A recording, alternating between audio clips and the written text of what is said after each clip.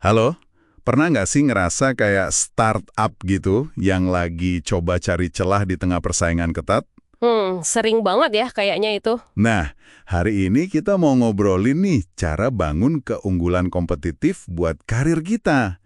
Kita bakal ambil inspirasi dari buku The Startup of You, fokusnya di bab 2. Oke, bab 2 ini kan ngomongin soal 3 elemen penting itu ya, aset, aspirasi, sama realitas pasar. Betul, kita akan coba bongkar gimana ketiganya ini bisa kita gabungin biar kita benar-benar ya menonjol ah. Siap. Siap. Mari kita mulai. Jadi, sumber kita hari ini tuh menganalogikan kita ini kayak perusahaan rintisan. Mirip Zappos deh, yang unggul karena layanan pelanggannya luar biasa. Atau Netflix, yang lincah banget pindah dari DVD ke streaming. Ya, intinya kita perlu nemuin apa sih yang bikin kita beda dan dibutuhkan orang lain. Nah, ada 3 keping puzzle utama di sini kata buku itu. Ya, 3 itu. Aset Anda, terus aspirasi dan nilai Anda, dan yang terakhir, realitas pasar. Yang menarik tuh, ini bukan 3 hal statis, tapi saling kait-mengait dan berubah terus. Oke, kita bedah satu-satu ya. Mulai dari aset dulu nih. Boleh? Aset ini kan bukan cuma soal duit atau rumah gitu ya, tapi lebih ke apa yang udah kita punya sekarang ini. Tepat sekali. Ini mencakup aset keras, ya kayak uang atau properti tadi, tapi juga yang penting banget itu aset lunak. Aset lunak tuh kayak gimana contohnya? Skill, pengalaman kerja yang spesifik, jaringan koneksi kamu, bahkan reputasi. Contohnya di buku itu kan ada Joy Ito, dia gabungin pengalaman startup sama koneksi lintas Pasifiknya. Atau Jack Dorsey ya, yang kuat di visi desain produk itu. Betul, tapi seringnya aset lunak ini kita anggap remeh ya. Kayak, biasa aja. Iya, karena udah jadi bagian dari diri kita gitu kan. Nah, justru di situ kuncinya. Keunggulan tuh jarang banget datang dari satu aset doang yang super hebat. Yang lebih kuat itu biasanya kombinasi unik dari beberapa hal yang kita bisa. Kombinasi yang susah ditiru orang lain. Kombinasi unik ya. Perlu direnungin tuh, apa kombinasi aset kita sebenarnya? Iya, coba dipetakan. Oke. Nah, setelah kita tahu aset kita, gimana hubungannya sama apa yang benar-benar kita pengen capai? Masuk ke aspirasi nih berarti. Persis, aspirasi dan nilai pribadi kita ini kayak bensinnya lah. Sumber ini bilang, kerja sesuai passion atau aspirasi itu bikin kita lebih gigih, lebih tahan banting. Jadi kualitas kerjanya juga lebih bagus gitu ya? Iya, cenderung begitu. Tapi ini bukan soal nyari jati diri yang fix dan tersembunyi ya. Lebih ke menyadari kalau identitas dan keinginan kita itu tumbuh bareng pengalaman. Kadang konsep passion ini kedengarannya agak muluk ya. Gimana kalau passion kita ternyata nggak nyambung sama kebutuhan pasar? Nah, itu pertanyaan bagus banget. Aspirasi memang ngasih arah dan energi. Kayak nilai desain buat Jack Dorsey di Twitter dan Square, kan kelihatan banget tuh. Atau Reid Hoffman yang awalnya pengen di akademik soal identitas, tapi akhirnya ke teknologi, tapi akarnya sama. Betul.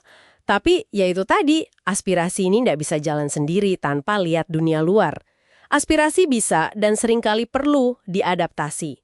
Makanya kepingan ketiga ini jadi krusial, realitas pasar. Realitas pasar. Nah, ini dia. Seberapa penting sih kita ngelihat pasar ini? Penting banget. Ada kutipan bagus dari Mark Andreessen. Pasar yang nggak ada, nggak peduli sepintar apapun kamu. Hahaha, nyelekit tapi bener ya. Benar. Artinya, sehebat apapun aset kita, sebesar apapun aspirasi kita, kalau nggak ada yang butuh, ya percuma. Tapi ini bukan berarti kita pasrah aja sama maunya pasar loh ya. Oh, jadi bukan berarti kita harus ikut-ikutan tren aja gitu? Bukan, lebih ke kita harus pinter baca ombak. Mana nih yang lagi ada momentum? Industri apa yang lagi naik daun? Skill apa yang lagi banyak dicari orang? Jadi kayak milih ombak yang pas buat selancar gitu ya? Nah, persis. Kita arahkan energi kita, aset dan aspirasi kita ke tempat yang paling mungkin ngasih hasil. Bukan ngelawan arus, tapi manfaatin arus. Oke, jadi intinya adalah gimana kita bisa nyatuin ketiga kepingan ini ya? Aset kita, aspirasi kita, sama realitas pasar di luar sana. Tepat. Disitulah sweet spotnya, titik strategisnya. Punya passion, aspirasi, dan jago banget aset, tapi nggak ada yang butuh. Ya susah maju. Sebaliknya juga, ngejar pasar realitas tapi nggak punya modal skill atau nggak srek di hati aspirasi. Kayaknya nggak bakal lama ya? Nggak bakal sustainable dan nggak bikin puas juga. Contoh bagus ya, perjalanan Reid Hoffman itu sendiri, aspirasinya mau bikin dampak luas, asetnya pemahaman filosofi, tapi realitas pasar peluang lebih besar di teknologi daripada akademisi waktu itu bikin dia adaptasi. Bahkan pas dia jadi venture capitalist pun, pengalaman dia sebagai operator startup itu jadi aset pembeda ya di pasar modal ventura. Iya, dia terus menyeimbangkan ketiganya itu, selalu. Ini nyambung ke poin yang menurutku menarik banget dari buku ini. Semua keunggulan itu sifatnya lokal. Maksudnya gimana tuh? Maksudnya, kamu nggak harus jadi yang terbaik sedunia atau bersaing di liga utama terus-menerus. Kadang lebih strategis kalau kita cari bukit atau ceruk pasar kita sendiri. Tempat di mana persaingannya lebih sedikit dan kombinasi unik aset kita itu lebih bersinar. Jadi nggak perlu head-to-head sama raksasa gitu ya? Nggak selalu. Keunggulan itu seringkali lebih gampang diraih di skala yang lebih kecil atau lebih spesifik. Ada contohnya nggak? Biar lebih kebayang. Ada, misalnya pemain basket Amerika yang mungkin bukan bintang top di NBA, tapi bisa jadi superstar kalau main di Liga Eropa. Atau LinkedIn, dia kan fokus di jaringan profesional aja, nggak berusaha nyaingin Facebook di semua hal. Oh iya benar.